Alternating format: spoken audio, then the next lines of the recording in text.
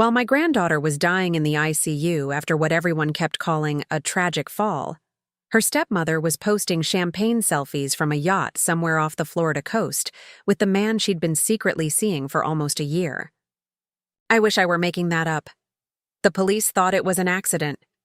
My own son wanted to believe it was an accident. The doctors were focused on keeping a 12-year-old little girl alive. But me? I'm Evelyn Harper. I'm 71 years old.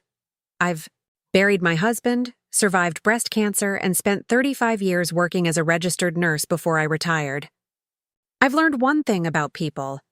The truth always leaves fingerprints. Sometimes they're not on a weapon. Sometimes they're on a credit card statement. Sometimes they're hidden inside a child's terrified whisper.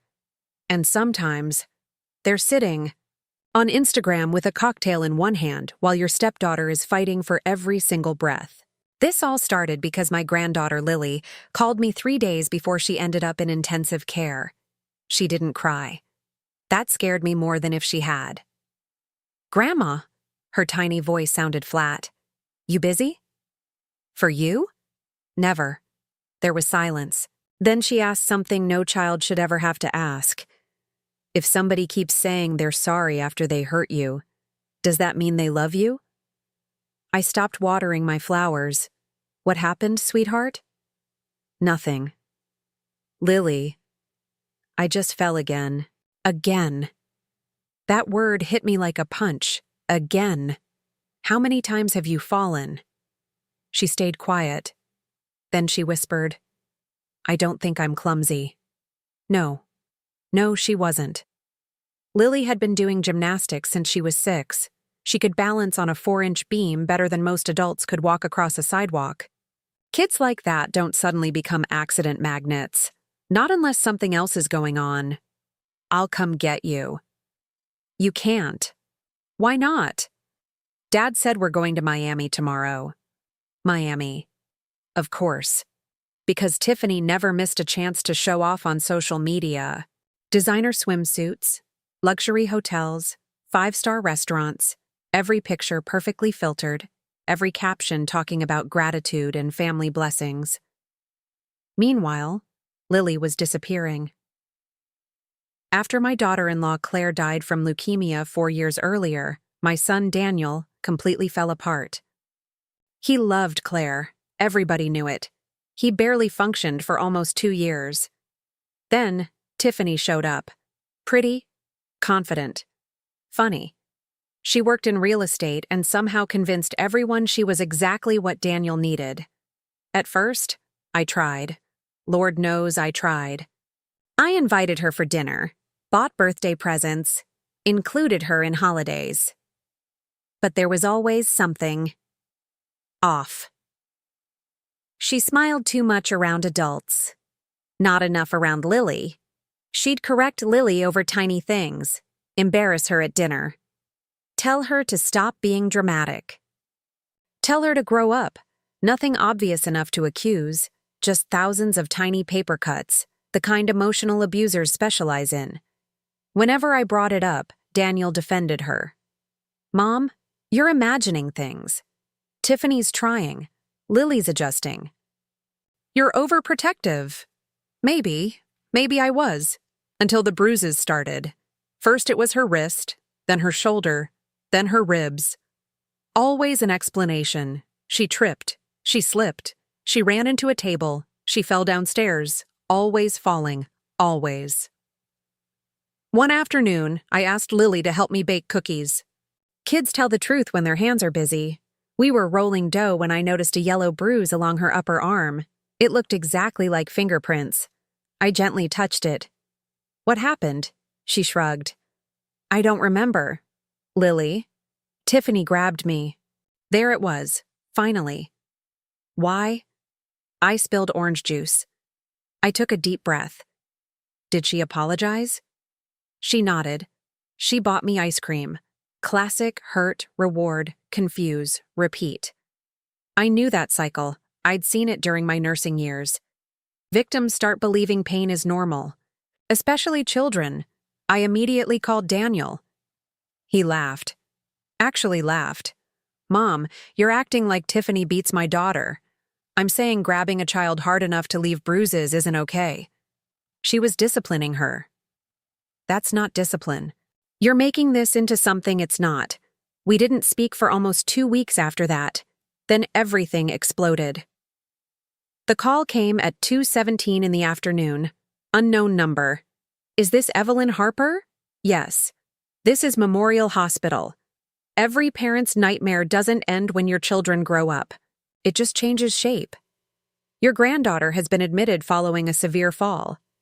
I don't even remember driving. I remember running. I remember praying through every red light. I remember seeing Daniel sitting outside the ICU looking like someone had ripped his soul out. He looked up. His face was gray. Mom. What happened? His hands shook. They said she fell down the back staircase. Where's Tiffany? He looked away. Miami. I blinked. What? Business trip. Your daughter is fighting for her life. I know. And your wife is on vacation? He rubbed both hands over his face. She said she'd already paid for the trip. I stared at him. He couldn't actually believe that was acceptable. Could he? Daniel. I know. No, I don't think you do. A trauma surgeon walked toward us. Family? We both stood. She has multiple fractures, internal bleeding, and swelling around the brain. Every word felt heavier than the last. We've stabilized her, but the next 24 hours are critical. Critical. That word echoed through my head.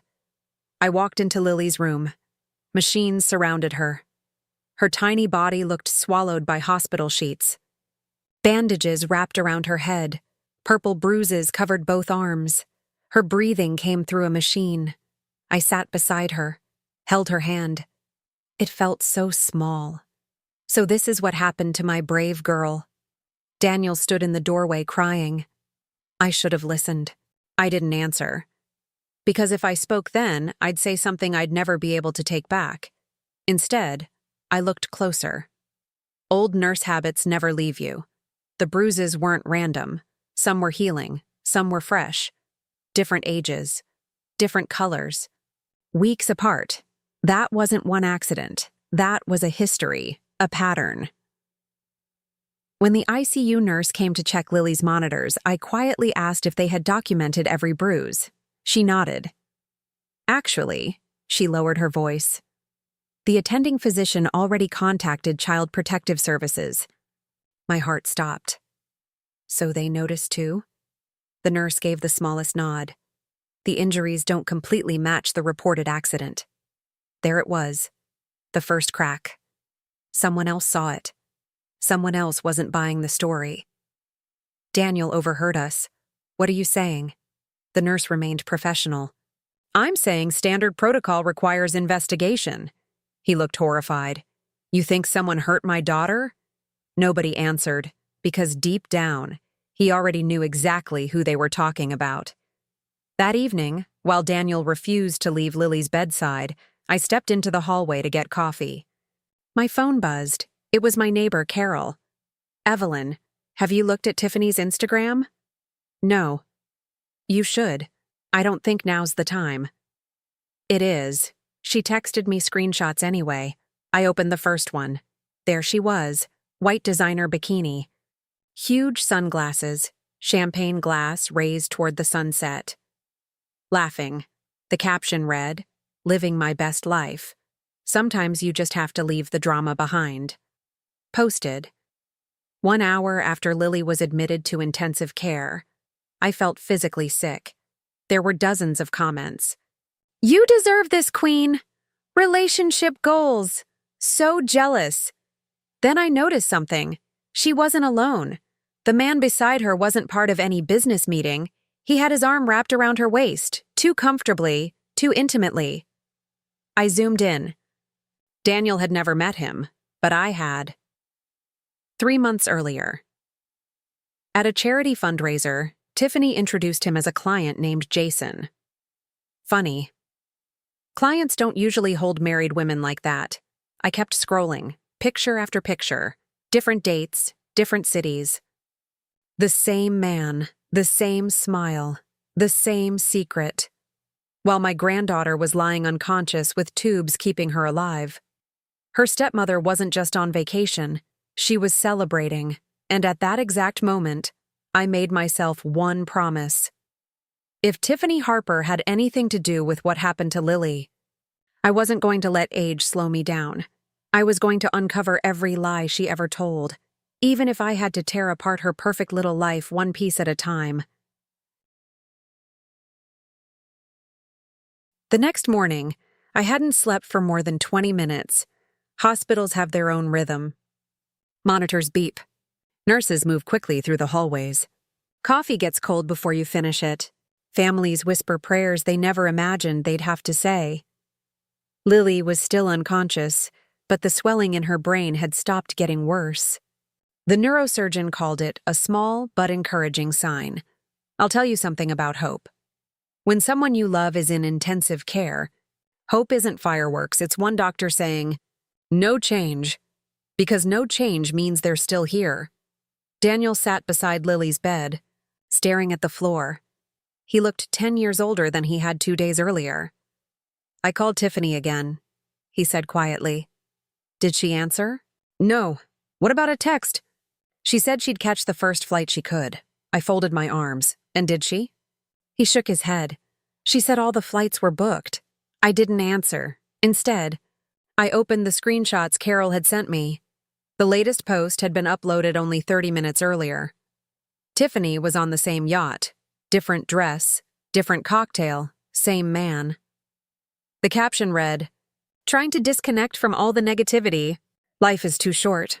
I turned the phone toward Daniel. His face went pale. "What? What is this?" "You tell me." He stared at the picture. "Who's that guy?" "I thought he was a client." He zoomed in. The man's hand rested on Tiffany's waist. Not friendly, not professional. Personal. Very personal. Daniel swallowed. Hard. "No. I'm afraid so." "No.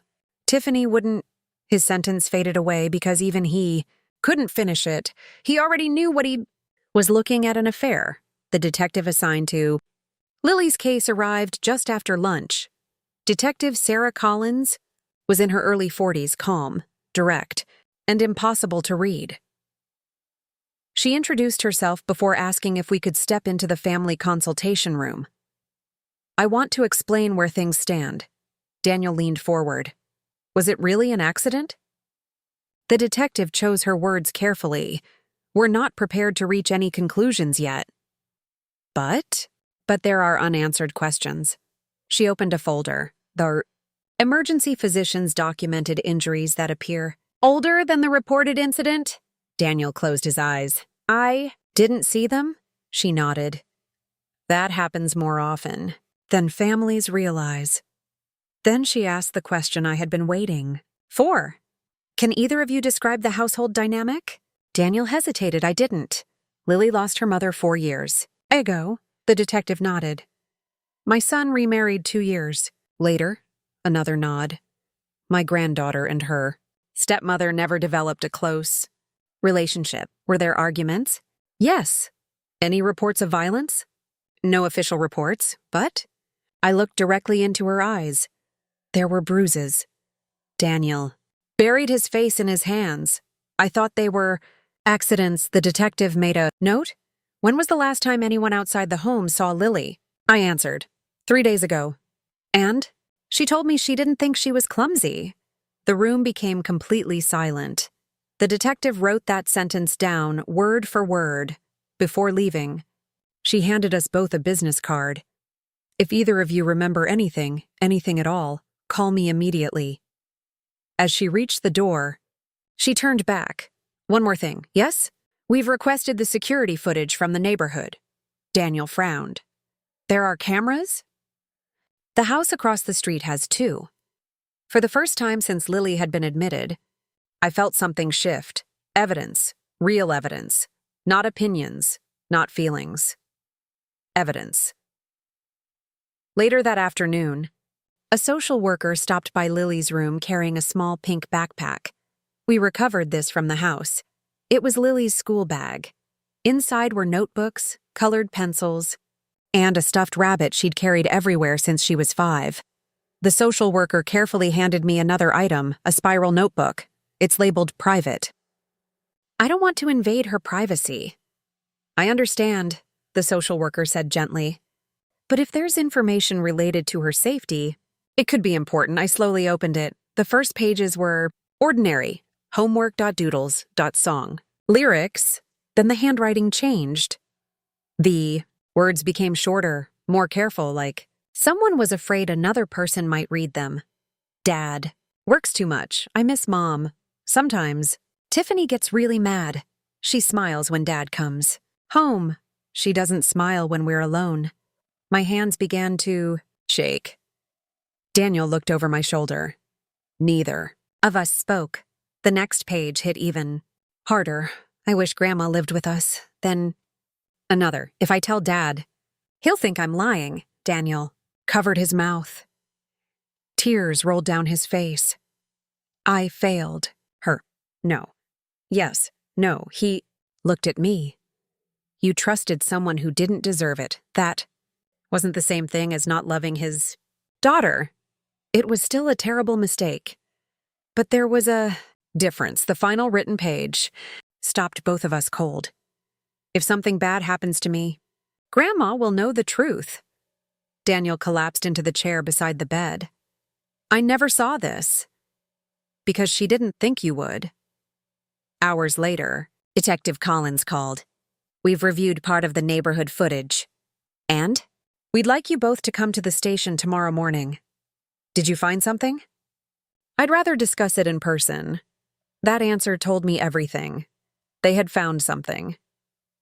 The next morning, Daniel and I sat across from Detective Collins and another investigator. Television screen filled one wall. The detective pressed play. A timestamp appeared. PM, our son's house came into view from across the street. The camera didn't show the backyard staircase directly, but it showed everyone entering and leaving the property. At 6:46, Lily stepped outside carrying a watering can. She looked perfectly fine. At 6:48, Tiffany walked outside. The two disappeared around the side of the house. Then, nothing. No one appeared for nearly 7 minutes. At 6:55, Tiffany suddenly ran back into view. She was holding her phone. She didn't run toward Lily. She ran into the house. The detective paused the video. What strikes you? Daniel frowned. If Lily had fallen, why didn't Tiffany stay with her? The detective nodded. That's exactly one of our questions. She played the next clip. 3 minutes later, Tiffany came back outside. This time she screamed for help. Neighbors began running over. Another pause. Our forensic timeline indicates emergency services were called approximately 3 minutes after she re-entered the home. Daniel looked confused. So there appears to have been a delay. A delay doing what? We don't know. Not yet. As we prepared to leave, Detective Collins stopped us once more. We've also confirmed something regarding Mrs. Harper's trip. Daniel looked up. It wasn't a business conference. No, it was booked as a private luxury charter. And the man? The detective slid a photograph. Across the desk, Jason Reynolds. The same man from the yacht, same smile. Same expensive watch. Same arm around. Tiffany. We believe they've been involved for at least 11 months. Daniel stared at the picture. I worked overtime every weekend. His voice cracked. I thought I was providing for my family. Placed a hand on his shoulder. Instead, he had been paying for someone else's vacations.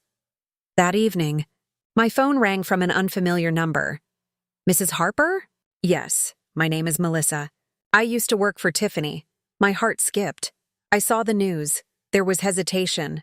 I think you should know something. What? I quit because of her. Why? She wasn't who people thought she was. What do you mean? I heard her say something 2 weeks ago. My grip tightened around the phone. What did she say? Melissa whispered the words. They're better off without the kid. I closed my eyes. Are you certain? I'll testify if I have to. That was the moment I realized this case wasn't just about one terrible afternoon. It was about months of lies, months of manipulation, months of carefully hiding the truth behind perfect family, photos and smiling social media posts. And somewhere inside all of it, there was one answer we still didn't have. What really happened on that staircase? 3 days later, Lily finally opened her eyes. The room was quiet except for the steady rhythm of the heart monitor. Daniel had fallen asleep in the chair beside her bed with his head resting on folded arms. I was knitting to keep my hands busy when I noticed her fingers twitch. Lily? Her eyes fluttered open. For a second, she looked confused, then frightened. I leaned forward and gently held her hand. Hey there, sweetheart. You're safe. She looked around the room. Grandma? I'm right here. Her voice was barely louder than a whisper. What happened? Before I could answer, Daniel woke up. His eyes widened. Lily. He rushed to her bedside. I'm so sorry. She looked at him for a long moment before quietly asking, Did I miss school? Daniel laughed through his tears. You've got plenty of time before you have to worry about homework. The doctors limited visitors and conversation, explaining that she needed complete rest. They warned us not to pressure her into remembering anything. Memories after a head injury often returned slowly, sometimes in pieces, sometimes not at all. Later that afternoon, Detective Sarah Collins arrived with a child psychologist. She didn't ask Lily questions immediately. Instead, she spent nearly 20 minutes talking about Lily's favorite books, gymnastics, and the puppy she'd always wanted. Only after Lily relaxed did the detective gently ask, Do you remember going outside that evening? Lily closed her eyes. I was watering the flowers. What happened next? I heard Tiffany calling someone. Do you remember who? She shook her head. No. Then what? I walked toward the stairs. She stopped. Talking. Her breathing became faster. The psychologist immediately stepped in. That's enough for today, detective. Collins nodded. No more. Questions. As they prepared to leave, Lily suddenly whispered, Grandma. I leaned closer. I remember hearing Tiffany say, her voice cracked, Don't. Make this harder than it has to be. The room became completely silent. Detective Collins didn't ask another question. She simply wrote the sentence down. That evening, Detective Collins called me privately. We executed a search warrant on Tiffany's home. And we recovered 2 cell phones. 2? One personal, the other a burner phone. That wasn't something an innocent person usually kept. She continued. Our digital forensics team also recovered deleted text messages. My stomach tightened. What did they find? Tiffany wasn't attending a business conference. I know. She and Jason had booked a week-long yacht charter months before Lily's accident, so she lied from the beginning. Yes, and there's more. The detective hesitated. We also discovered. Tiffany searched online for divorce. Attorneys several weeks earlier. I wasn't surprised. What else? She discussed moving to California with Jason. And Daniel? He wasn't part of those plans. The following morning, Jason Reynolds walked into the police station with his own attorney. Apparently, he'd decided Tiffany wasn't worth protecting anymore. Detective Collins later summarized the interview for us. According to Jason, Tiffany had painted herself as the victim. She claimed Daniel ignored her. She claimed Lily hated her. She claimed she was trapped in a miserable marriage. Jason admitted they had been planning a future together. But one statement caught everyone's attention. Jason told detectives. Tiffany had called him the evening of the accident, not after the ambulance arrived, before. Phone. Records confirmed it. She spent almost 3 minutes talking to Jason before dialing 911. 3 minutes. 3 minutes that should have been spent helping an injured child.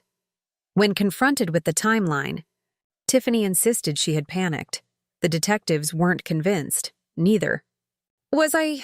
Daniel looked like a man carrying the weight of the world. I should have seen all of this. I placed a cup of coffee in front of him. You trusted your wife. I ignored everyone else. That's different.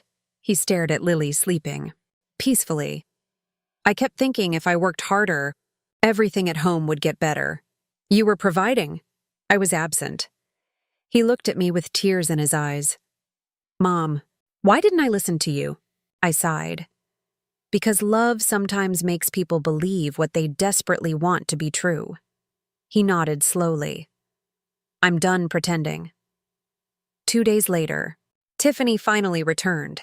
Not to the hospital, to the police station. She had expected sympathy.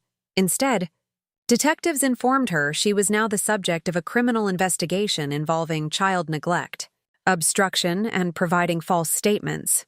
She immediately demanded a lawyer. By evening, local news stations had obtained photographs from the Yacht. Her carefully curated social media image collapsed. Overnight, friends who had praised her vacations suddenly deleted their comments. Sponsors quietly ended. Partnerships, even people who barely knew her, questioned why any stepmother would stay on vacation while her stepdaughter remained in intensive care. Reputation takes years to build, sometimes only one truth to destroy. The breakthrough came from an unexpected place. A landscaper who serviced the neighborhood contacted Detective Collins. He explained that he had been working across the street shortly before the accident. He hadn't seen anyone fall, but he remembered hearing raised voices. He also remembered something unusual about 15 minutes before emergency crews arrived. Tiffany had been arguing on the phone near the backyard. The man couldn't hear every word. Only one sentence stood out. You promised we'd be free after this.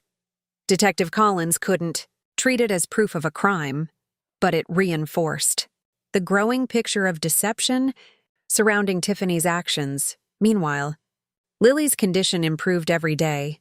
She smiled again, asked for chocolate pudding, complained about hospital food. Those ordinary little complaints felt like miracles. One afternoon she asked me, Grandma, yes? Can I live with you for a while? I smiled gently. You'll always have a place with me, squeezed my hand. I feel safe with you. Those 7 words meant more to me than anything else in the world. I silently promised myself that no matter what happened in court, no one would ever take that feeling of safety away from her again. As the investigation moved toward formal charges, Detective Collins called one final family meeting. She placed a thick case file on the conference table.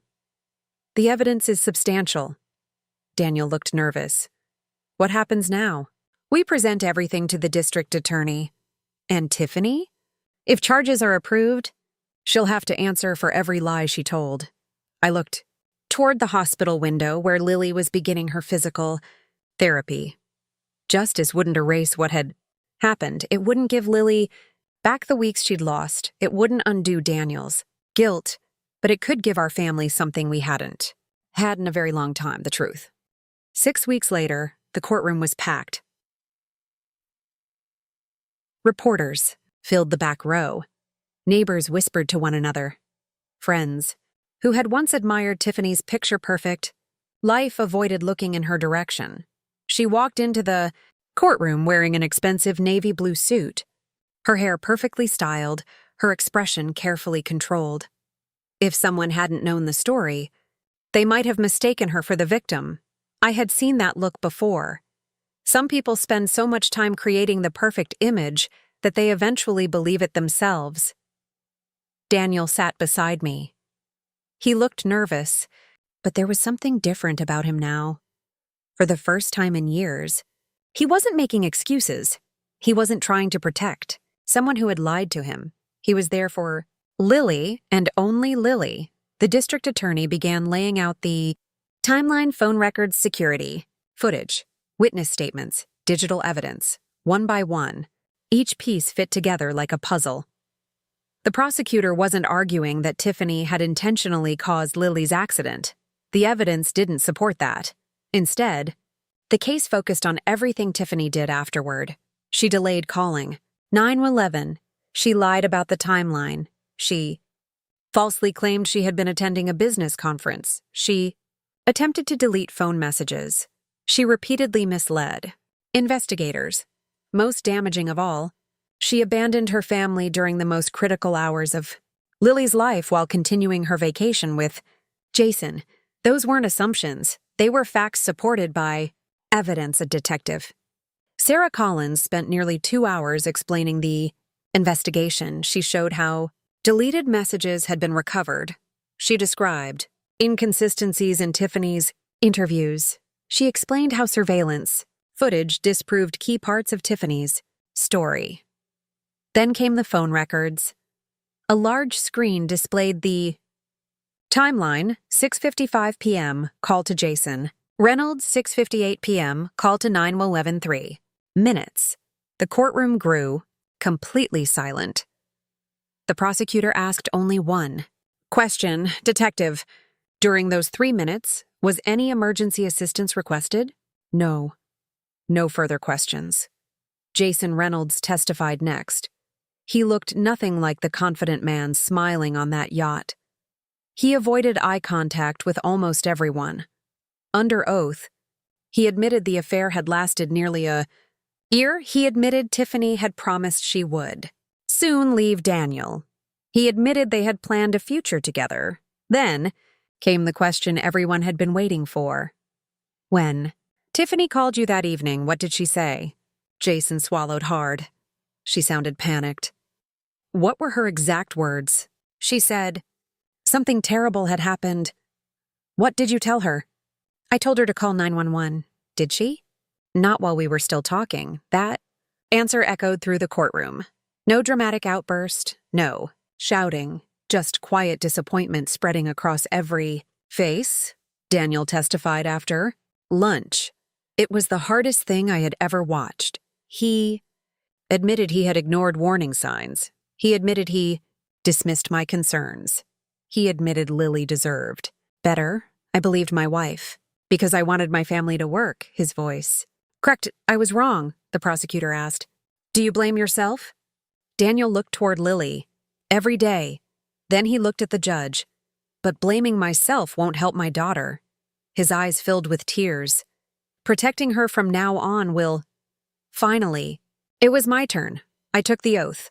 The prosecutor asked about Lily, about the phone call, about the bruises I had, noticed months earlier, about the notebook, about the hospital, about the social media, photographs, I answered calmly. Truth doesn't need embellishment. It simply needs to be heard. When Tiffany's attorney questioned me, he suggested I had never liked Tiffany. I smiled politely. I wanted my son to have a happy marriage. So you admit there was tension? I admit I hoped she would become the loving stepmother Lily deserved. And she didn't? I looked directly at him. The evidence speaks louder than my opinion. There were no more questions. A week later, the judge delivered the ruling. The court found Tiffany guilty of child neglect, obstruction of justice, and making false statements to investigators. The judge noted that while the accident itself could not be proven to have been intentional, Tiffany's conduct afterward showed a shocking disregard for Lily's safety and well-being. She received a prison sentence, probation after release, and was permanently barred from serving as Lily's legal guardian. The judge also ordered restitution for medical expenses that insurance had not covered. When the sentence was read, Tiffany showed no emotion. She simply stared ahead as deputies escorted her from the courtroom. Jason disappeared from her life before the appeal process even began. The glamorous future they had, imagined together, ended in silence. Legal case wasn't the only ending. Family court met a month later. This time, the atmosphere felt completely different. The judge asked Lily where she felt safest. She looked toward me, then toward Daniel. She smiled. With both of them, the judge approved Daniel's request for sole custody. He also approved a temporary arrangement allowing Lily to stay with me during her recovery while Daniel adjusted his work schedule. For the first time in years, our family wasn't divided. We were finally standing together. Daniel sold the old house. He said there were too many painful memories inside those walls.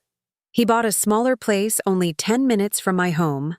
Every Wednesday became spaghetti night. Every Friday became movie night. Every Sunday afternoon, Lily and I baked cookies together. Just like we had before everything changed, some traditions are worth protecting. Months passed. Lily returned to school. She slowly returned to gymnastics, not to compete, but because she loved it. Her therapist reminded us that healing isn't measured only by broken bones. Trust takes longer. Confidence takes longer. But little by little, she smiled more often. She laughed without forcing it. She started making plans for the future again. That was the greatest victory of all. One spring afternoon, Lily and I sat on the porch watching the sunset. She leaned her head against my shoulder. "Grandma?" "Yes, sweetheart?" "Do you know why I wanted to live with you?" "I think so," she smiled. "No. Why?" "Because you always believed me." I couldn't answer. My throat tightened.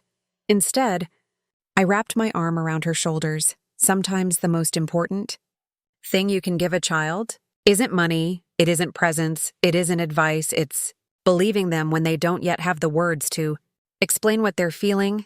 A year after the trial, Daniel surprised me with a framed photograph. It showed the three of us standing in front of the courthouse on the day Lily's guardianship arrangements became final. On the back, he'd written a short note. "Mom, thank you for refusing to give up on us, even when I couldn't see the truth. You didn't just save Lily, you saved me too." I placed that photograph on my living room mantel beside one of Claire. Looking at them together reminded me of something I had learned over the course of 71 years. Families aren't defined by the mistakes they make. They're defined by what they're willing to fight for after those mistakes come to light. We couldn't change the past. We couldn't erase the pain. But we could choose honesty over denial, love over appearances, courage over comfort. And every time Lily laughed in my kitchen, every time Daniel tucked his daughter into bed himself, every time our family gathered around the dinner table without fear or secrets, I knew we had made the right choice. People often ask me when justice finally arrived. They think it happened the day the judge read the sentence. They're wrong. Justice arrived the morning. Lily smiled again, because prison punished the guilty, but healing gave the innocent their future back. And that, to me, will always be the ending that mattered most.